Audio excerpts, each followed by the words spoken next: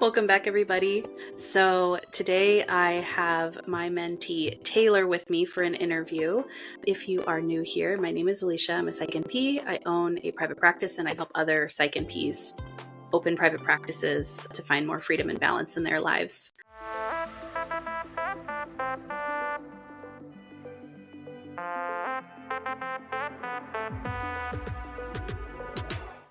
And so we have Taylor here. Taylor's been a mentee of mine for a couple years now.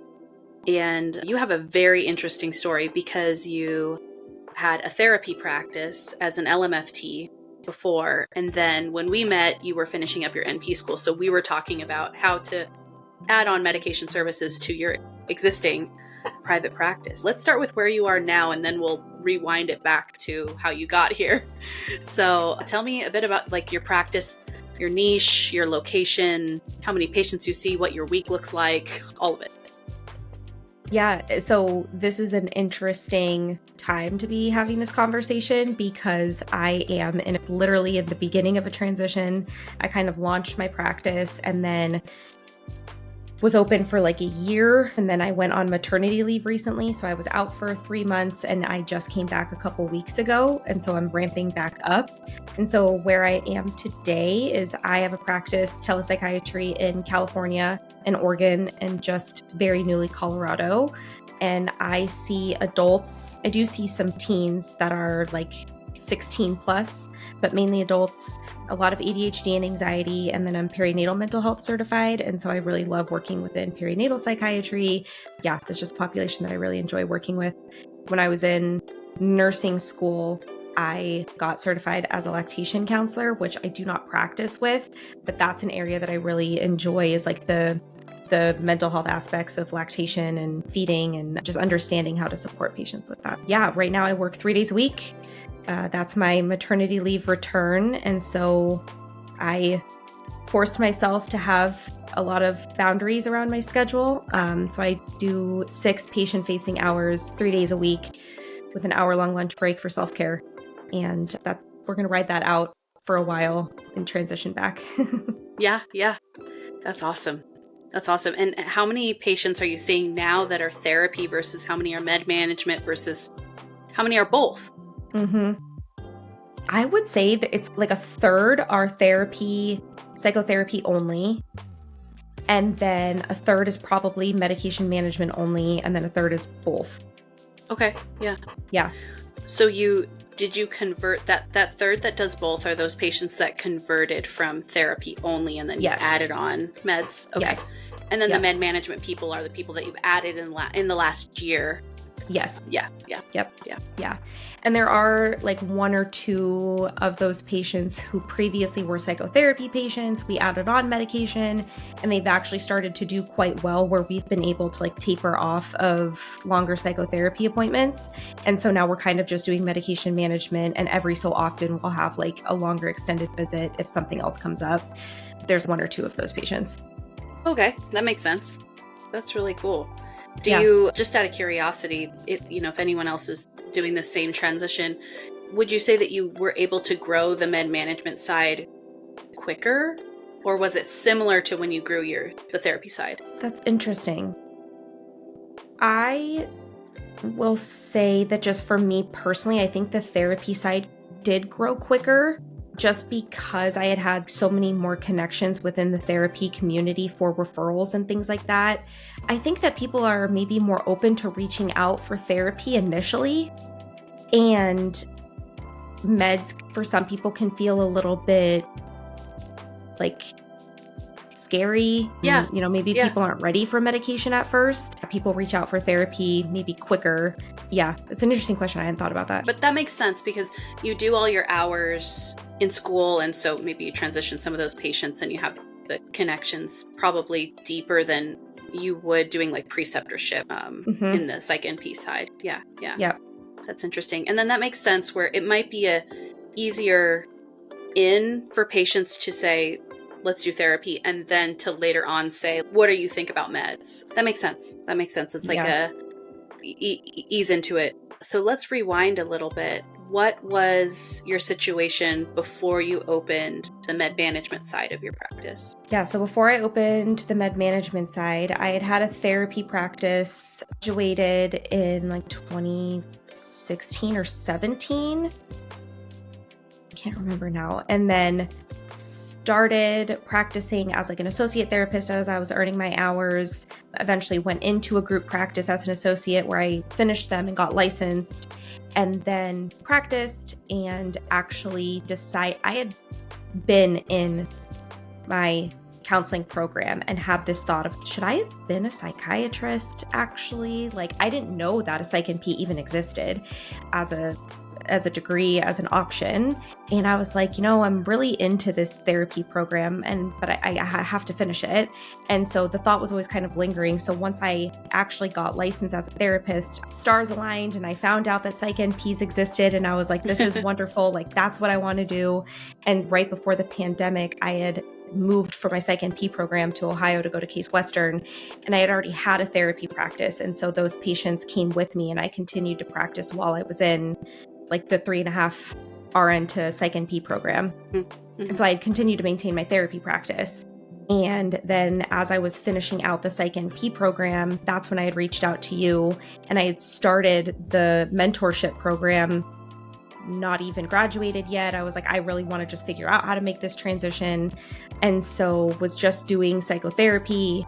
And it took me a while to really get all my ducks in order to transition to the med management, because it felt, it felt a little complicated. It felt complex. I felt like I wasn't actually living in either world 100%. Like it didn't feel like I really was fully just a psychotherapist anymore, but I also didn't feel like I was only going to be practicing med management.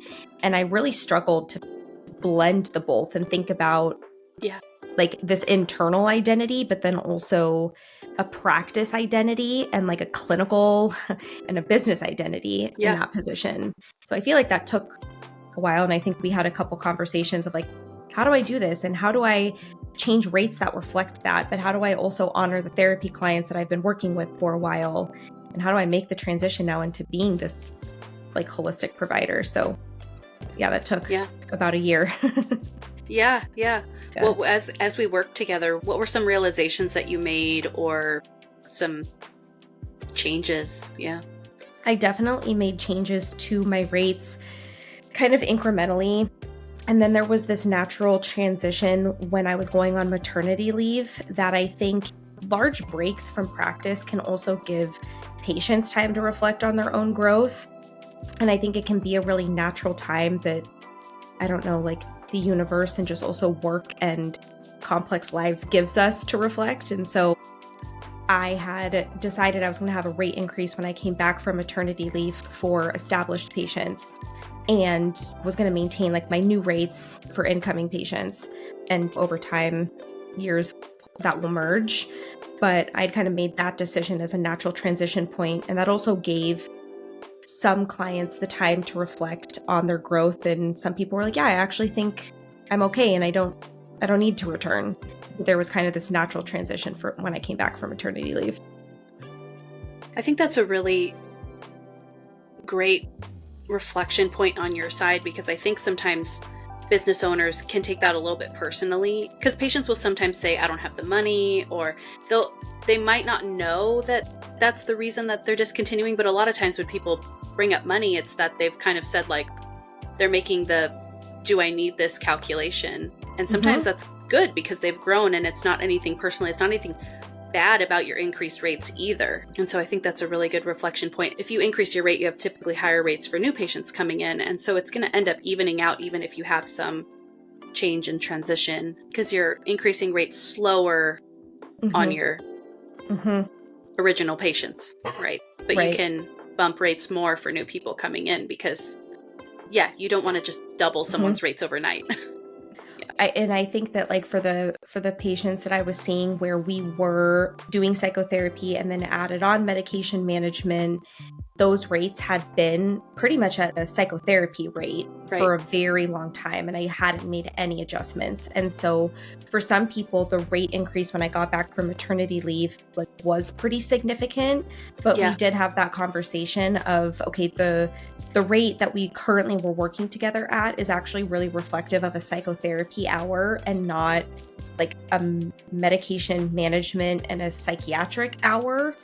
And the rate that I kind of decided on with people in terms of like market research and what other people are charging for that was still substantially less, but was like substantial from where they were before. And for most people that actually was okay, because I think even though it did take me a year of sorting that out and through many conversations that like we had in various mentorship calls and stuff, I finally got to a point where I really felt confident in what that increase was going to be. And if it wasn't okay with some people, I think to your point, like value is so subjective, and maybe people really value that time or that appointment and that care at a lower rate because there's less investment.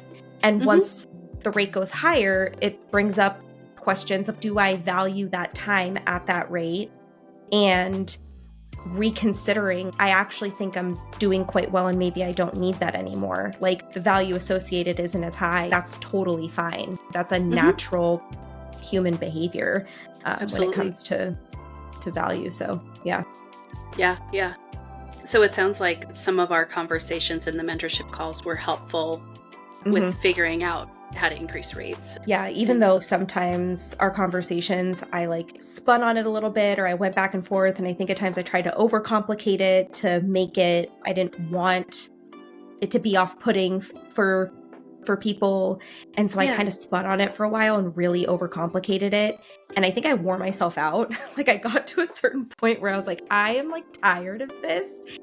And like, I'm not going to find the perfect solution, but I need to just find one that feels fair and where I feel like I'm honoring myself in my time and the established relationships that I have with clients.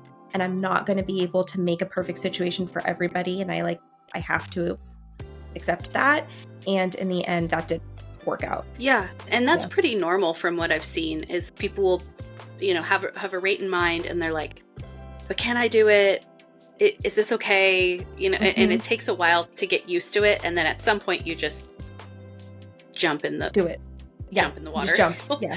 Especially, I think it's helpful to, with other people in the community also being in California, potentially seeing their rates too and being like, yeah, I'm not too off. Yeah.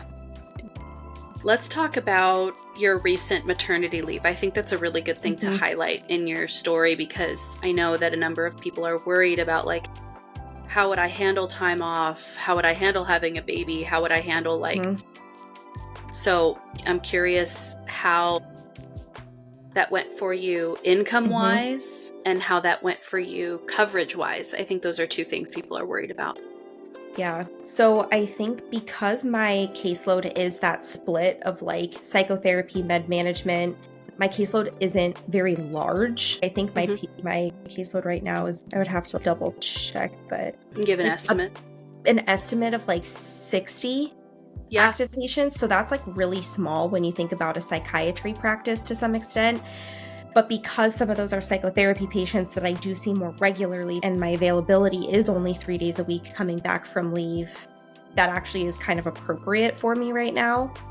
So before I went on leave, I knew I was going to take the 3 months off, but we had kind of talked about in California, you have to be an S Corp as a nurse practitioner and be an employee of your own S Corp. And so I had been paying into SDI and all of those things. And so once I went on leave, I was able to apply for that. And how many weeks did I actually take before my due date? I had taken 4 weeks before my due date. And then she was a week late. So there was like a week I didn't get paid for. And then I got the 3 months after she was born. And so that was really good. That was very helpful. It wasn't my full salary, but like it absolutely was crucial for what we I think needed. it's like 60% or something like that. I don't remember what the percentage was. Like I did end up maxing it out. Yeah. But you like hit a certain limit. It was not as complicated to apply and do that as I thought. And to be perfectly honest, like there were a lot of questions that I had about the application process that I asked ChatGPT, like, what does this mean? And helped me understand it so much. And it was honestly pretty seamless. It wasn't that complicated. And so in terms of coverage during that time, because part of my caseload is very psychotherapy based still, I didn't need active coverage. I provided referrals for other people that my clients could see in my absence if they wanted to. I did have some people that wanted to be connected with somebody and wanted to start meeting with somebody right away. And so I do have a therapist on my team who's very, very part-time. And so she saw a couple of those clients while I was away, in addition to some clients that she has of her own. And then in terms of med management coverage, she helped manage my inbox while I was gone. And so what I did was, for all patients that were stable on non-controlled substance, I provided refills through my leave until I was back. And then if they had any issues with those, or pharmacy issues or whatever, the agreement was that they'd go to their PCP for refills for those medications. And there were honestly no issues that came up with that. Everybody was able to check with their pharmacy ahead of time. Cool, I have the 4 refills on file for this. And then for controlled substance, I did do refills for those patients during my leave. But the therapist on my team is interesting background too. She's an LCSW and she's an RN. Oh, wow. And okay. So, yeah, I'm really hoping that she considers Psych and P school at some point. I'm hoping, fingers crossed. I think she'd be so good. But she managed the inbox on Spruce for that, which was wonderful. And I had a form that patients were automatically sent when they requested a refill. That was just a lot of checks about side effects. You're not feeling like you need to increase your dosage. You haven't increased, all of the really important things that we would ask during a visit just to make sure. And if all was good, then she would queue up the refill for them in the EMR. And then I would go in once a week and sign off on things and review it. Nice. That's what we did. That's and that very felt manageable. Yeah, that felt manageable because I only had 15 patients that could be potentially requesting a refill of a controlled substance. And honestly, not even all 15 requested it when I was gone every month, because they didn't need their medication. They didn't need to take it daily. So it worked out. Yeah, that's 1 to 2 messages a week or something like that. Yeah. Yes. Yeah. That's awesome. You mentioned that you work 3 days a week, that you are seeing 6 hours of patient care per day. And then what is the revenue of your practice right now, ranging monthly? Yeah, right now it's a transition time. So I was kind of looking before we started, just in my 1 month of returning, practice revenue was a little over $12,000. And that was 3 days a week of 6 patient-facing hours about a day. I guess it's not. Last week was the last week of November, and we were short 1 day because I only worked 2 days that week. Okay, so that's So 3 days a week, a and little then short a 2 of day what week. It would have been. Yeah. Yep. And then I'm guessing your overhead costs are probably about $2,000 to keep the business running with your collaborator and everything.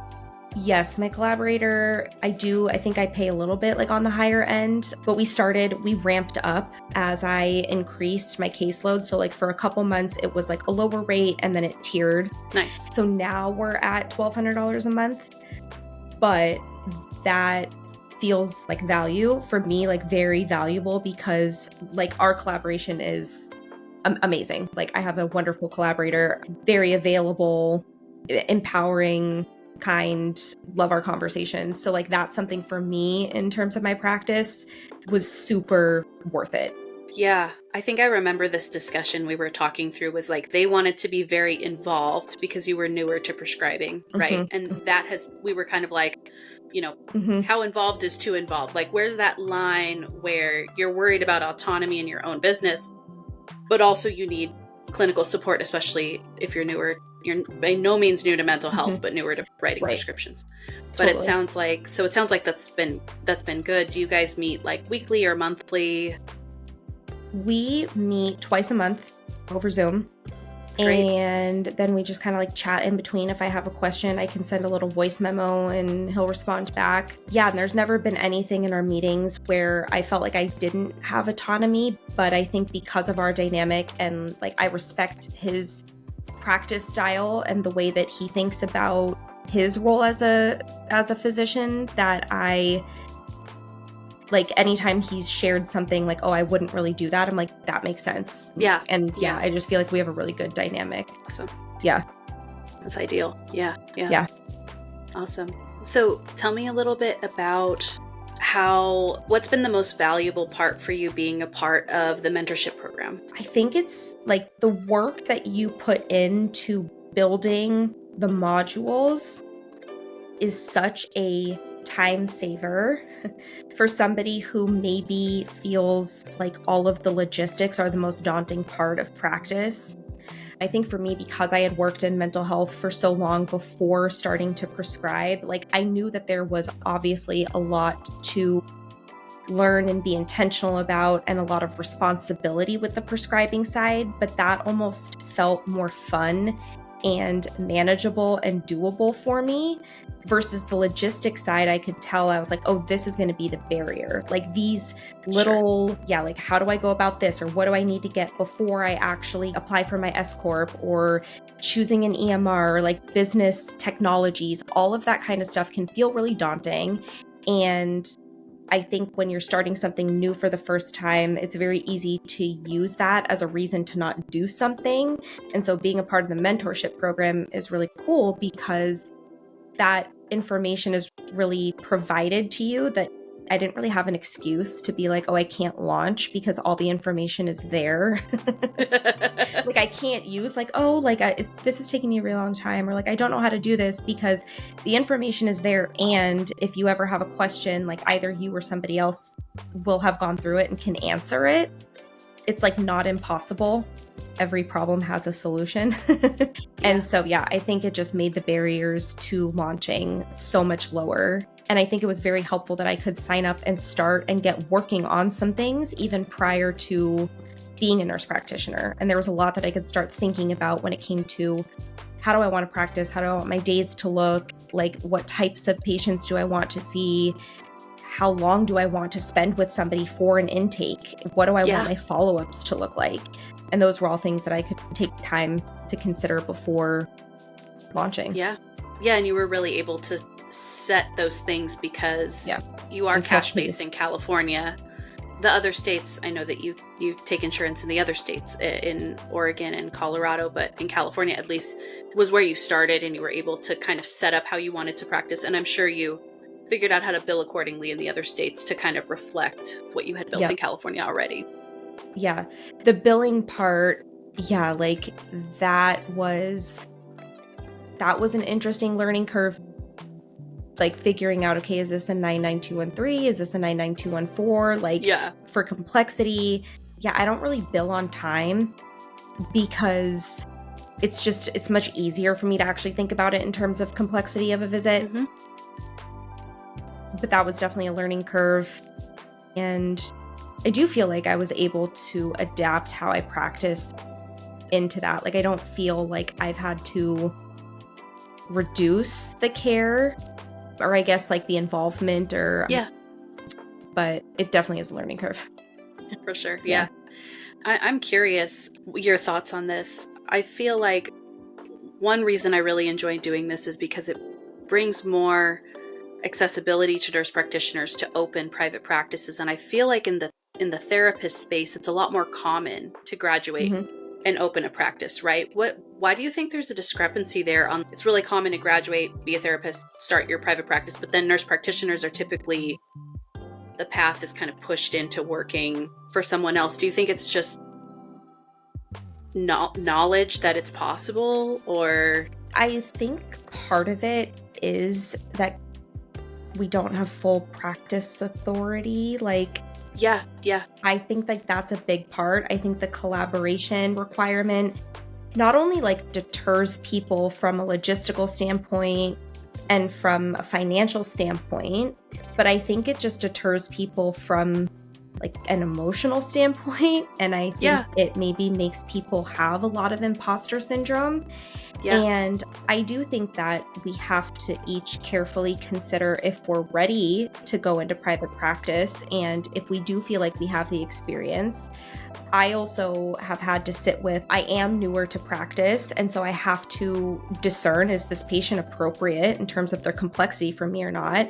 And being in private practice, again, like there's this financial aspect. You want to have your caseload full because you need to earn income and you need to cover your overhead. But that doesn't mean that you can accept every patient into your practice. You have to be able to discern, is this person clinically appropriate and, their complexity for me to see, or do I have to refer out? And if so, I have to refer out. I can't keep a patient just because they're reaching out and I have availability. Yeah, it's an ethical issue. Yeah. Totally. Yeah. And so I think that the collaboration requirement maybe just makes people automatically feel like, oh, I can't go into private practice because I'm going to need this collaborator and I can't actually do it. And I don't think that's the case. I mean, yeah, obviously there's a lot of people in the program and a lot of nurse practitioners that are doing it. Absolutely. But I think you have to dig a little bit. Yeah, you have to make sure that you're compliant with your state regulations and fulfilling that collaboration requirement if your state requires it. So yeah, it is like a worry for sure. And that's a different layer. Yeah, that makes a lot of sense. And there's a lot of that overhead, like that collaboration is like my highest piece of overhead. And so it's your highest cost in your business.